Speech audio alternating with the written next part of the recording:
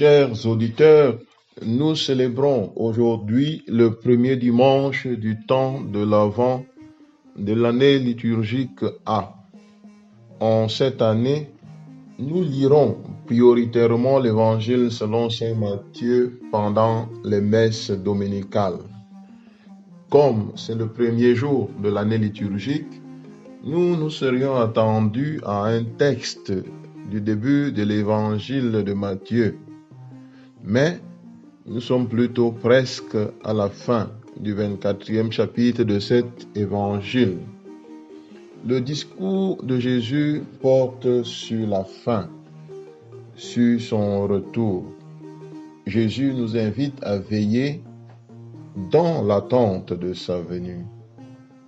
Le temps de l'Avent nous prépare à revivre le mystère de l'incarnation à Noël, mais aussi à attendre cette venue de Jésus.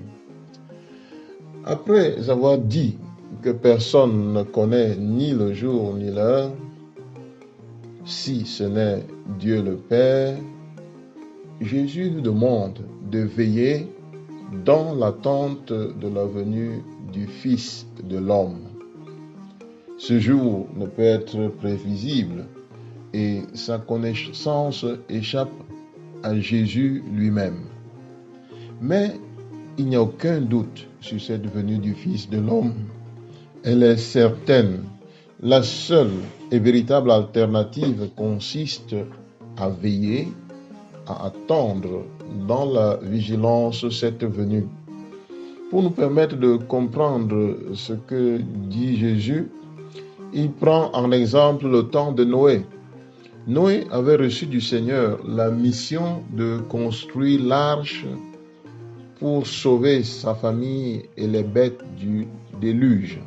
Noé, homme juste, avait suivi et exécuté les travaux de l'arche selon les prescriptions que Dieu lui avait données. Dieu referma la porte de l'arche derrière Noé et ils furent les seuls à survivre de cette catastrophe naturelle. Ce récit indique clairement que Noé se sauve et les bêtes avec lui grâce à sa fidélité au Seigneur. Cet homme juste a su écouter le Seigneur et suivre ses ordonnances, ce qui lui a valu le salut. Ceux de ses contemporains qui avaient fermé le cœur à Dieu, qui vivaient dans la méchanceté, sont morts dans ce déluge. Nous devons veiller pour ne pas tomber dans ce piège. Veiller, c'est donc rester fidèle à l'écoute de Dieu et à la pratique de ses commandements. Mais Jésus attire notre attention sur un autre élément. En effet, il n'y a rien de mal à manger, boire et à se marier. Il n'y a aucun péché à le faire. Mais nous risquons de tomber dans une sorte de routine dans laquelle Dieu n'a plus de place. Une vie sans Dieu. Il ne faut pas être criminel ou un très grand pécheur pour manquer la venue du Fils de l'homme. Ceux qui continuent de vivre comme si de rien n'était, dans l'insouciance, dans l'indifférence, manqueront cette rencontre avec Dieu. Que faut-il faire pour ne pas manquer cette rencontre? Il faut veiller. Le chrétien doit être un veilleur. C'est à cela que Jésus fait référence quand il parle du maître de maison et du voleur. Personne de nous, sachant qu'il aura la visite d'un voleur, ne laisserait qu'il prenne son bien. Nous devons prendre des dispositions pour que Jésus nous trouve en train de veiller.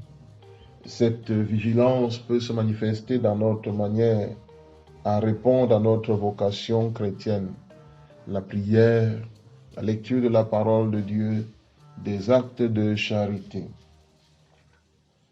Seigneur Jésus, donne-moi la grâce d'attendre dans la foi ton retour. Que la routine quotidienne ne me fasse pas perdre de vue cette attente.